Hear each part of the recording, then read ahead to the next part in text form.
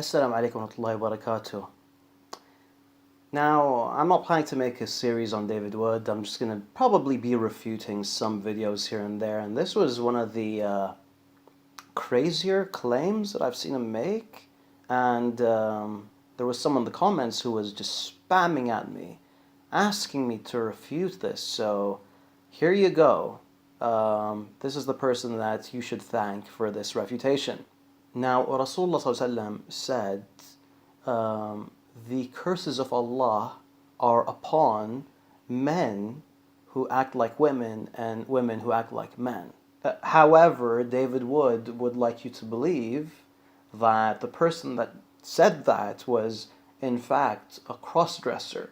Now, even if you forget about this hadith, can you imagine that the Arabs of 7th century Arabia were ruled by someone who was a cross-dresser? And hey, this video already has almost 300,000 views because David dressed up as a woman. You gotta be very, very confident in your arguments if you're gonna pull a stunt like that. So let's see if David had a good reason to be that confident. The Muslim sources contain more than 30 references to Muhammad wearing women's clothing. I'll include several examples in the link I mentioned. The narration we looked at in Bukhari uses the word thawb, which is like our word garment in that it can refer to a man's garment or a woman's garment. But in context, it's the thawb of Aisha that Muhammad's wearing. Pretty creepy. Some of the sources, however, including Sahih Muslim, say that Muhammad was in Aisha's mirt, which refers specifically to a woman's garment, more like our word dress. Moreover, if you look up the word mirt, you'll find that the Prophet, peace be upon him, used to leave home while being in a mirt. So this was something that he was doing publicly, apparently. Notice that the English translate the word mirt into blanket. Huh. Isn't that strange? I thought mirt was supposed to look like this. By dressing up like your prophet. In another report with a similar wording, the word cloak is used for mirt. The report mentions that the Prophet, peace be upon him, had 4 of his relatives under that one cloak.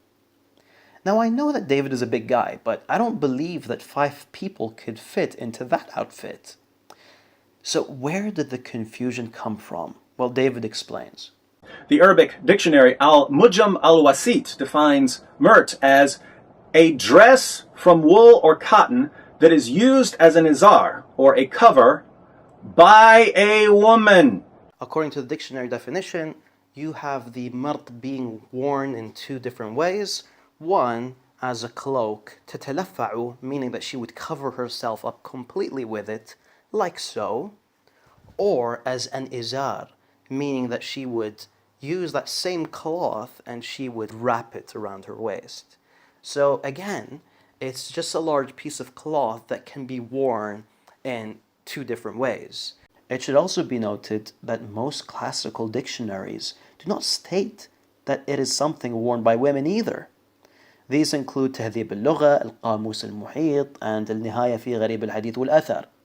Ibn Manzur adds that a mirt is any type of clothing that isn't tailored. In other words, it does not look like this.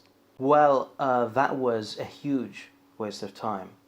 I mean, I can't believe I'm actually putting some effort, some of my time into responding to a garbage argument like this. It just goes to show you, I mean, this is what happens. When your heart is filled with hatred, you make these unfair accusations.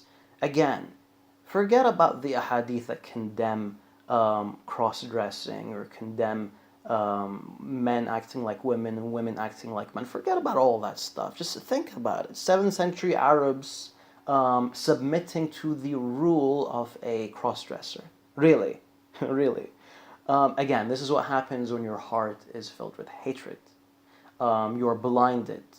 You make dumb arguments like these. You talk about things that you know little to nothing about, and you dress up in your wife's undergarments. Well, I guess that wasn't a complete waste of time. At least we got, David Wood to make a complete mockery out of himself. So yeah, at least we got that. Wassalamu alaikum wa rahmatullahi wa barakatuh. I've managed to squeeze this 240 pounds of awesomeness into the only garment in my wife's dresser stretchy enough to hold it.